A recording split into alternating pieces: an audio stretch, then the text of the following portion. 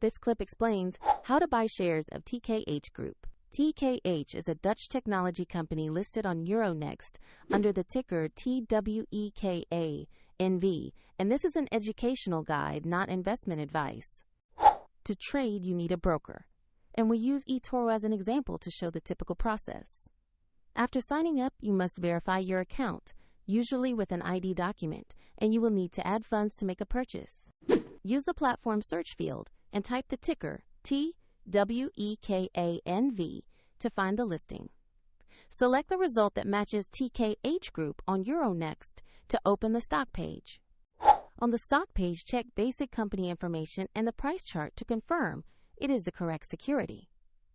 Verify the company name, exchange, and ticker before proceeding. Click Invest or Buy, enter the amount you want to allocate, then carefully review the order details and confirm the trade. If the market is closed, your order may be queued, and if you do not have enough funds, the platform will prompt you to add money before confirming. After execution, your position will appear in your portfolio where you can monitor it. A link to eToro is in the description if you want to follow the same steps.